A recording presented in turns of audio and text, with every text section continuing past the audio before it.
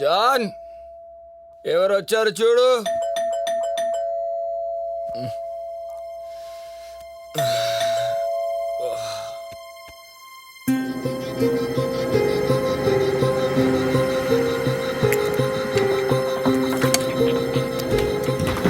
A hi.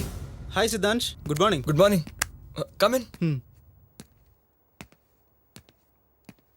Nice house. Please sit down.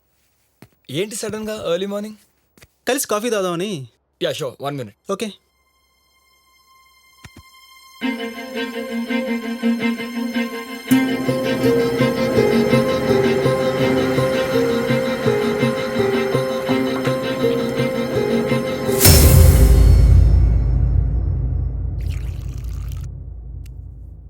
Arvind. Oh thank you.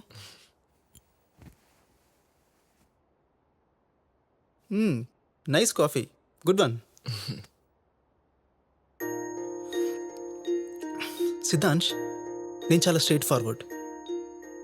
Coffee బాగాలేదనుకో, బాగాలేదని మొహం మీద చెప్పేస్తాను, ఏది దాచుకోను.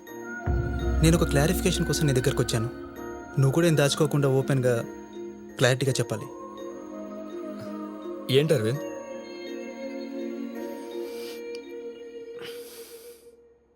అక్షర నీ ఫ్యానా, ఫ్రెండా, నీ లవరా?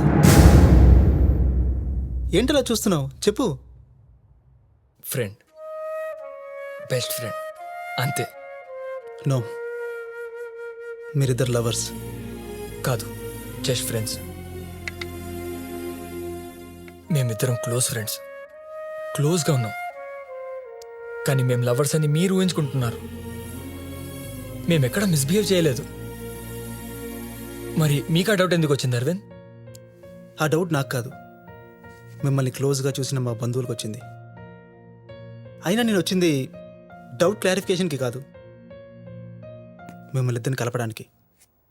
చెప్పు సిద్ధాంశ్, అక్షరం లవ్ చేస్తున్నావు కదా? లేదు. నిజం చెప్పు. లేదు అరవింద్, లేదు. అయితే ఫోటో ఏంటి? Can you prove it?